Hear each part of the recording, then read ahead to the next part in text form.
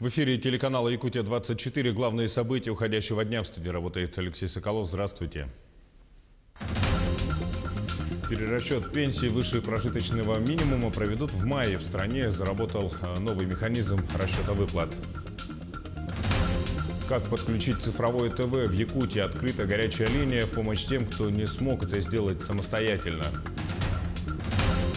Жителей 44 населенных пунктов ограничат в подаче электроэнергии. Ремонт на ЛЭП коснется Вилюйской группы улусов. Флаг нашего телеканала на высоте 1300 метров над уровнем моря. Журналисты совершили восхождение на одну из самых высоких точек Кобяйского района. День работников культуры. Сегодня в Якутии сотрудники 1000 учреждений отмечают свой профессиональный праздник. Из Якутска до Среднеколымска на велосипеде испанский путешественник исполнил свою мечту.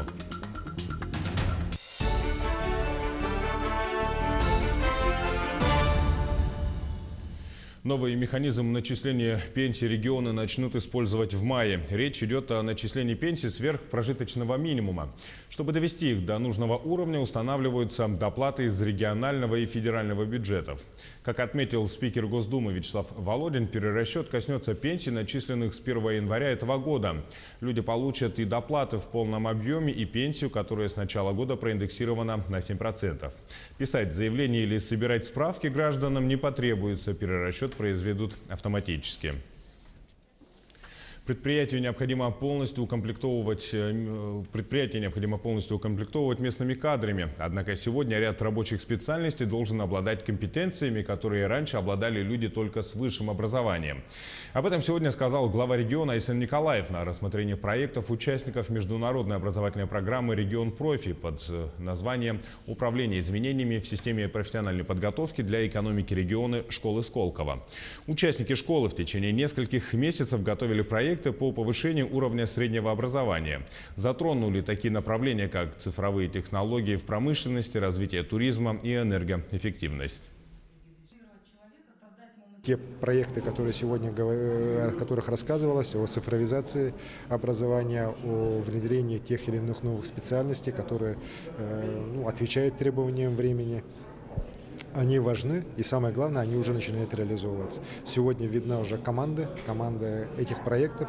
Они, самое главное, включают не только преподавателей колледжей, не только руководителей Министерства образования, но они включают уже непосредственно так называемых стратегических индустриальных партнеров, то есть те предприятия, на которых эти ребята, которые пройдут обучение, уже смогут дальше работать.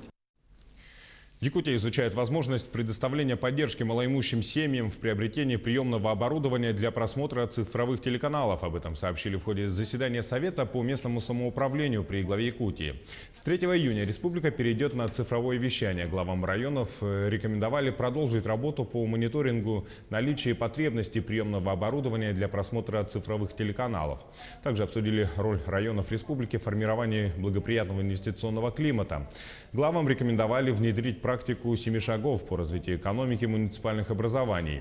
Данная практика реализуется с применением механизма проектного управления. Суть проекта заключается в создании, разработке и внедрении комплексной программы, включающей 7 последовательных этапов, реализация которых направлена на экономическое развитие муниципальных образований. Энергетики начали капитальный ремонт высоковольтной линии Сунтар-Нюрба-Верхневилюйск. На период ремонта линии действуют Вилюйская, Верхневилюйская, Нюрбинская дизельные электростанции. Они обеспечат электричеством 33 тысячи жителей Вилюйской группы районов.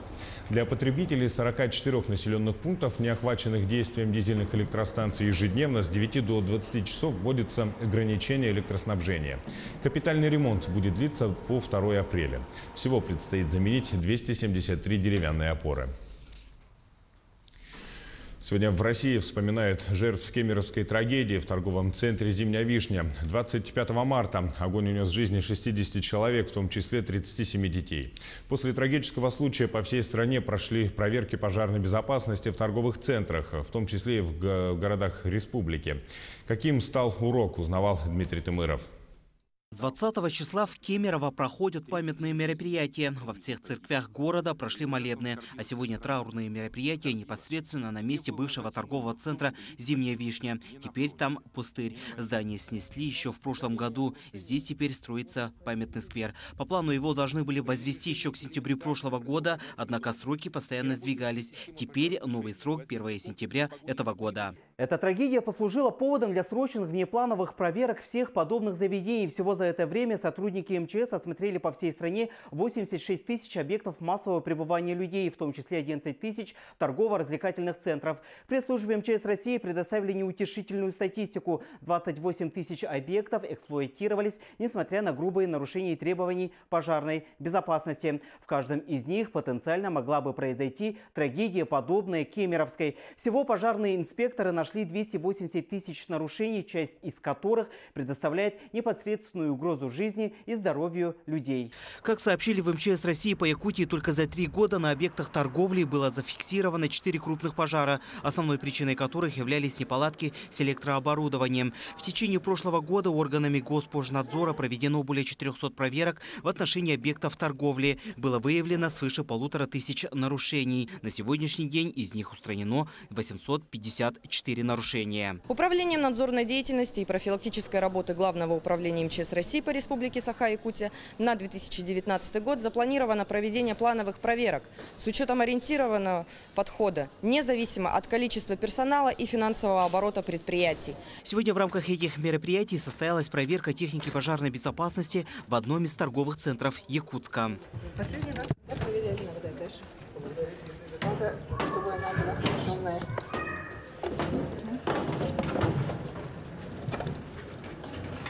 Акт имеется? Да, да. Мы сейчас посмотрели эвакуационные выхода, двери все открытые. На путях эвакуации загромождений и других посторонних предметов не обнаружили. Охранник знает свою работу. И руководством торгового центра уделяется большое внимание на обеспечение пожарной безопасности. Также опросили продавцов-консультантов на знание правил техники безопасности. При обнаружении признаков горения или при обнаружении пожара мы должны позвонить в пожарную службу 01 и спокойно эвакуироваться из здания. При этом сказать своим сотрудникам и покупателям, которые в здании находятся, что спокойно выйти.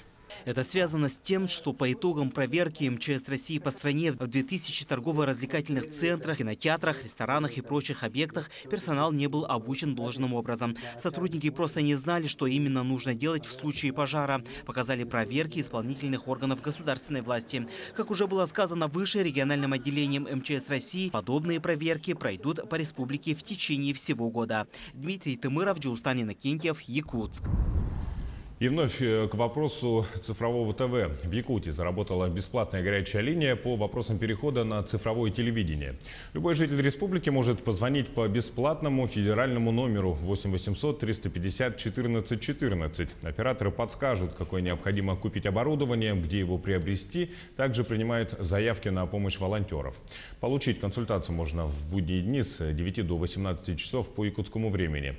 Также специалисты консультируют людей, проживающих вне зоны цифрового вещания по вопросам приобретения и подключения спутникового оборудования.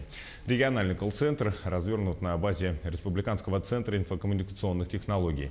Отметим, что республиканские каналы НВК Саха и Якутия-24 можно будет по-прежнему смотреть как в аналоговом формате, так и на спутниковом кабельном IP-телевидении, а также на сайте як24.ру. С момента запуска колл-центра поступило 4 звонка. Звонки касались прежде всего, где купить оборудование, какое оборудование необходимо. И поступила одна заявка на оказание помощи волонтера. Волонтеры будут оказывать помощь населению в подключении приставок цифрового эфирного телевидения. По заявкам. Заявки необходимо подавать в колл-центр. Молодежь Якутии в производство. В Якутске стартовал 19-й сезон республиканского профориентационного проекта. В этот раз в программе принимают участие школьники старших классов из 11 районов Якутии. Они прошли конкурсный отбор и индивидуальное собеседование. В предыдущих проектах ученики побывали на крупных промышленных объектах Якутии. Теперь же они увидели и узнали, как работают предприятия столицы. Подробности в сюжете Александра Зубехина. За 19 лет существования проекта в нем приняли участие более 500 учеников из разных уголков республики. В предыдущих проектах школьники побывали в крупных промышленных районах республики, а в этом году участники посетят предприятия Якутска и ближайших районов. Такие предприятия, как Якутскэнерго, Сахатранс, Нефтегаз, ЯТЭК и многие другие. Сегодня участники экспедиции познакомились с работой ГРЭС-2 и посетили рабочие цеха водоканала. Объекты, которые задействованы в очистке воды, являются важными, поэтому к ним применяются особые правила безопасности. Вот, например, объект за моей спиной. Мы не можем вам показать, какая работа там проходит. А вот ребята с программы могут туда не только зайти, но и знакомиться с процессом работы. Сперва ребята посетили водозаборные и водоочистные сооружения. Им показали весь цикл работы предприятия, где они увидели, как производится очистка воды из реки. Нам еще объяснили, как все там устроено, как там все конструировано. Я хотел туда пойти на биоинженера. Может быть, даже биоинженерия поможет найти такие бактерии, такие живности, да, в создании таких бактерий, которые способны очищать воду. В конце успели побывать на станции биологической очистки сточных вод, куда они поступают со всего города. Когда я зашел, сразу же почувствовал жесткую вонь. Впечатления не очень красочные. Вода была очень грязная, мутная, с пеной. На уходе уже белоснежная была. Не буду туда идти. Такое ознакомление не только даст ребятам помощь в выборе профессии, но и будет хорошим, скажем, показательным примером, чтобы дети более бережно относились к нашему важному ресурсу, именно чистой воде. Очередной сезон проекта продлится до 29 марта. В рамках него школьники также успеют посмотреть предприятия Мегина Кангаласского и Намского улуса, узнают особенности работы. Возможно, это поможет им определиться с выбором будущей профессии. Александр Зубехин, Григорий Охлопков, Якутск. А сейчас небольшой блок рекламы и смотрите далее на телеканале Якутия-24. Флаг нашего телеканала на высоте 1300 метров над уровнем моря. Журналисты совершили восхождение на одну из самых высоких точек Кобяйского района. День работников культуры. Сегодня в Якутии сотрудники тысяч учреждений отмечают свой профессиональный праздник. Из Якутска до Среднеколымска на велосипеде испанский путешественник исполнил свою мечту. Фестиваль здоровья и детской безопасности вновь собрал жителей Нерюнгри в парке культуры и отдыха. В эфире телеканал Якутия-24. Мы продолжаем. Флаг нашего телеканала на высоте 1300 метров над уровнем моря. Журналисты Якутии совершили восхождение на одну из самых высоких точек Кобяйского района – пик чекистов. Экспедиция была посвящена 75-летию районной газеты «Дабан».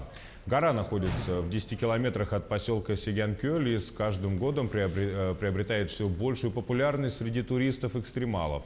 Чтобы добраться на самый верх, группа журналистов преодолела больше 6 километров подъемов и спусков по 5 горным вершинам.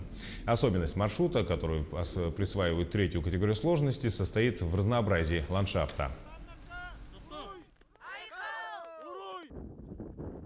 Подъемы по горной местности, вот то, что 5 бугорков, да, очень интересно для людей.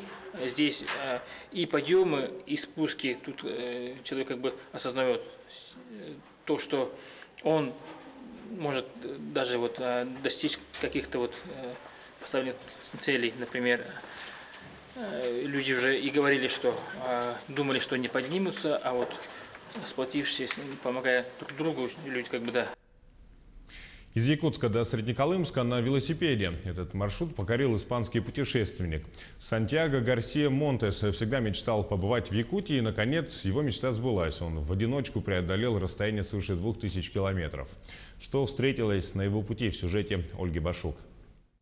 Сантьяго Гарсия Монтес родом из юга Испании, а сейчас проживает в Норвегии. На велосипеде побывал более чем в 40 странах. География его поездок охватывает Африку, Южную Америку, Азию, скандинавские страны и не только. Теперь он добрался и до Якутии, которую так давно мечтал посетить. После моего пробега по скандинавским странам я приехал в Якутию. Здесь намного холоднее. Это более изолированный регион, и расстояние между населенными пунктами намного длиннее. Я подумал, что это веская причина. Я слышал, что здесь прекрасные места, а я люблю путешествовать. Почему бы не приехать и не увидеть все своими глазами? Сантьяго прилетел в Якутск 28 февраля. В течение недели он готовил свой двухколесный транспорт к предстоящему путешествию. Он выехал из Якутска 5 марта. Самая первая точка его маршрута – это Чурапча. Дальше Хандыга, потом Устнера. Уже после Сасыр и Зырянка. И, наконец, конечный пункт – Среднеколымск.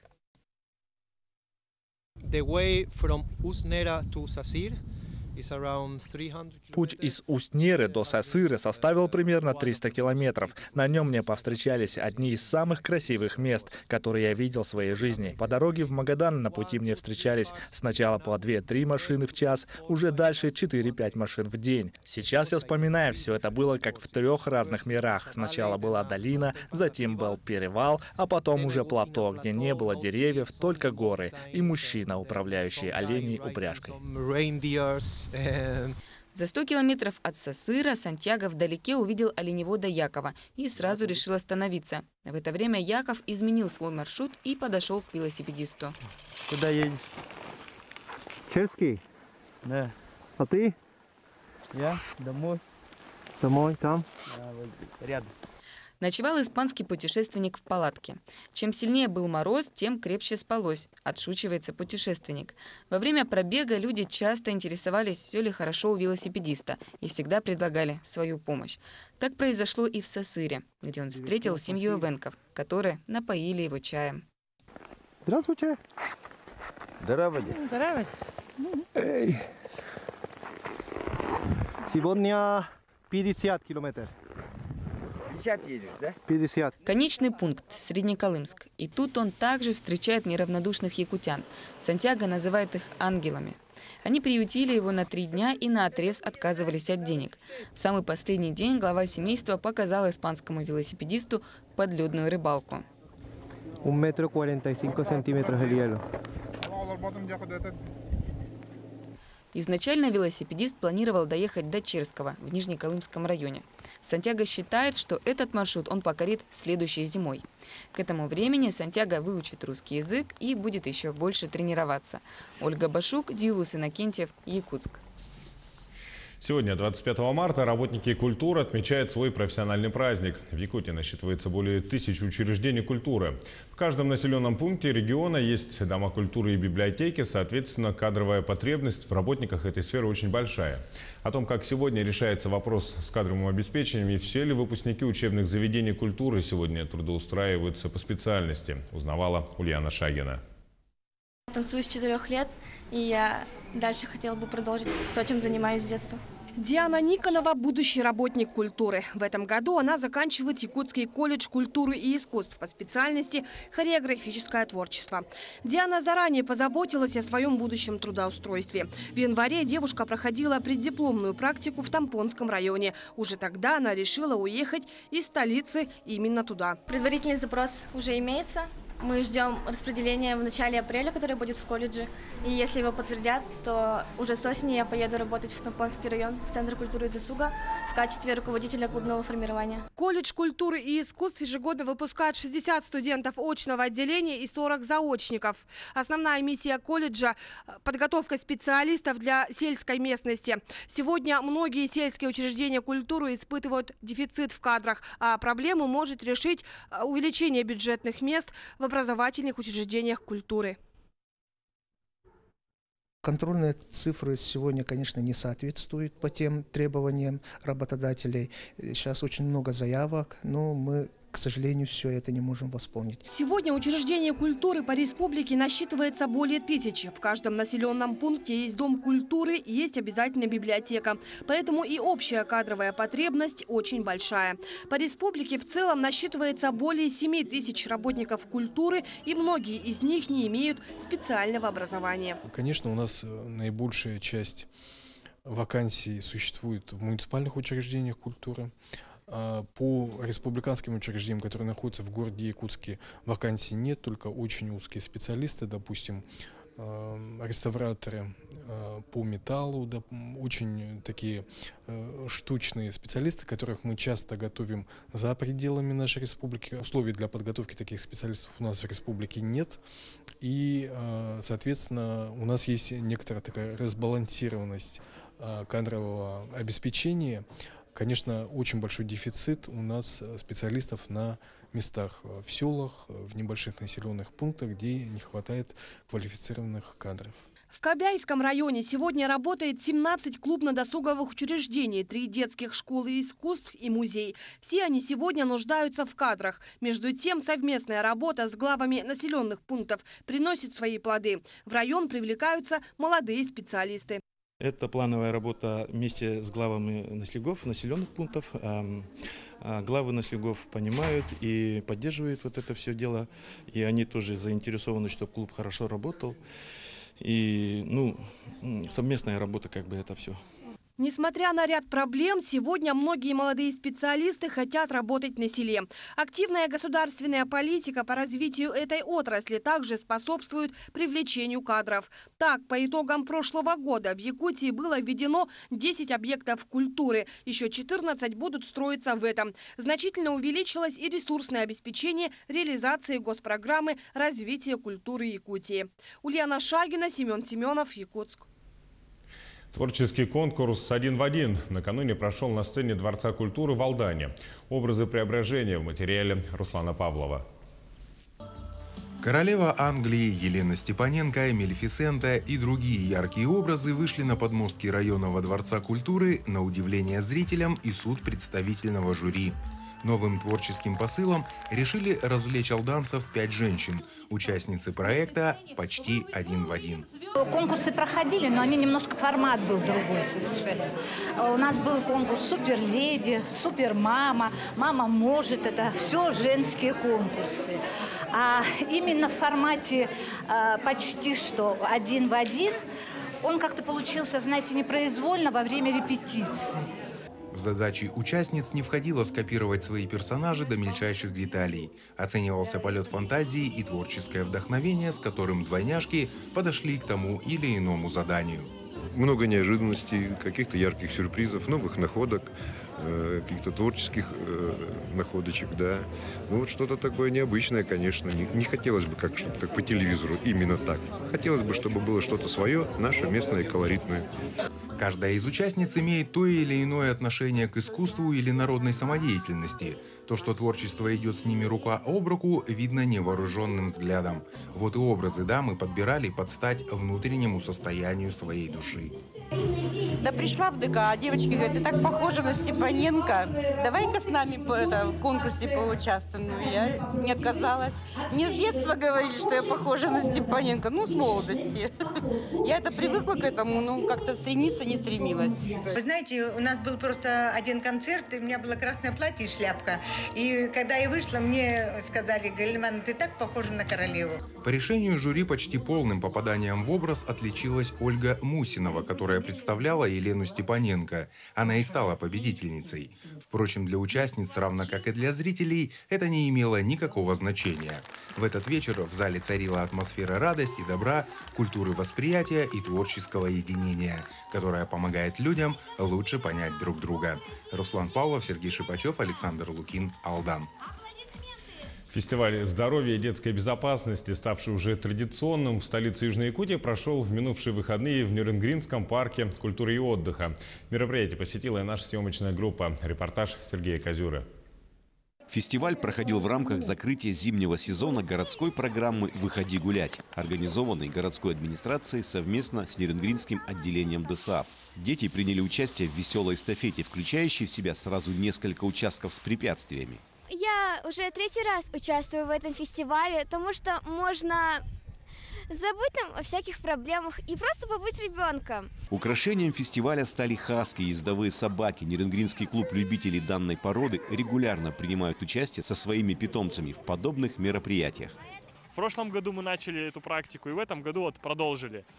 А сегодня у нас были конкурсы, поездки на собачьих упряжках, различные викторины, веревочный парк сегодня работал для деток от 6 до 14 лет. Поэтому сегодня любой мог прийти со своим ребенком, братом, дочкой и вот провести хорошо время в такой прекрасный день в парке на открытом воздухе. Помимо конкурсной программы катания на собачьих упряжках и ватрушках, детям в игровой форме поведали об элементарных правилах безопасности на улице в весенний период.